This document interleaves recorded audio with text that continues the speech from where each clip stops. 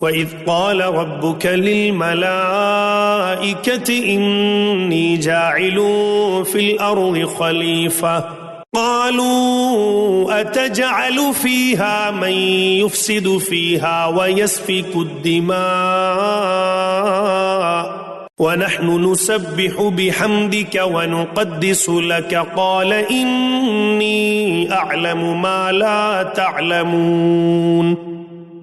اور جب تیرے رب نے فرشتوں سے کہا کہ میں زمین میں خلیفہ بنانے والا ہوں، تو انہوں نے کہا ایسے شخص کو کیوں پیدا کرتا ہے جو زمین میں فساد کرے اور خون بہائے، اور ہم تیری تسبیح، حمد اور پاکیزگی بیان کرنے والے ہیں۔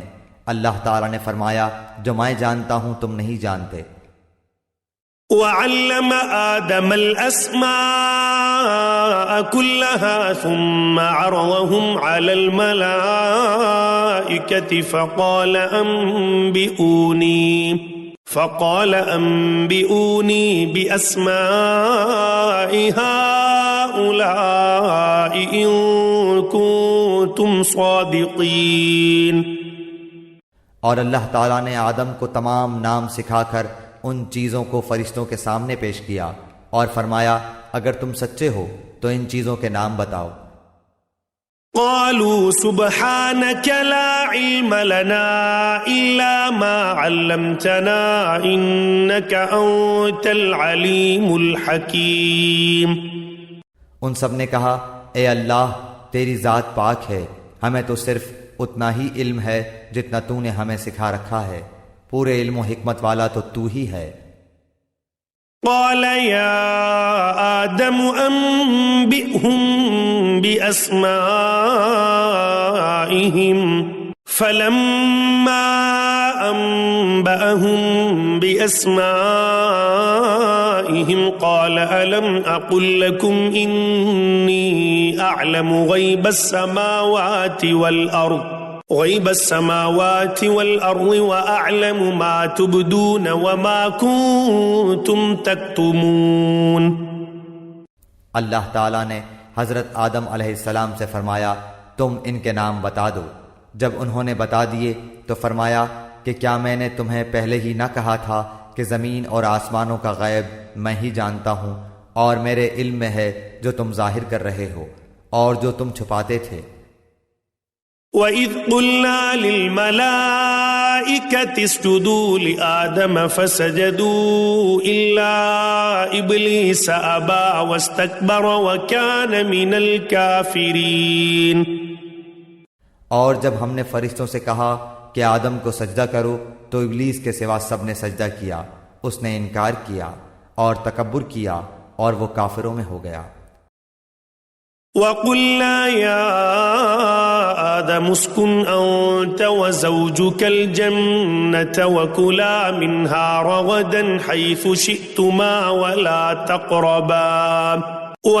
تَقْرَبَا هَذِهِ الشَّجَرَةَ فَتَكُونَا مِنَ الظَّالِمِينَ۔ اور ہم نے کہہ دیا کہ اے آدم تم اور تمہاری بیوی جنت میں رہو اور جہاں کہیں سے چاہو با فراغت کھاؤ پیو، لیکن اس درخت کے قریب بھی نہ جانا ورنہ ظالم ہو جاؤ گے۔ فَأَزَلَّهُمَا الشَّيْطَانُ عَنْهَا فَأَخْرَجَهُمَا مِمَّا كَانَا فِيهِ وَقُلْنَا اهْبِطُوا بَعْضُكُمْ لِبَعْضٍ عَدُوٌّ وَلَكُمْ فِي الْأَرْضِ مُسْتَقَرٌّ وَمَتَاعٌ إِلَى حِينٍ۔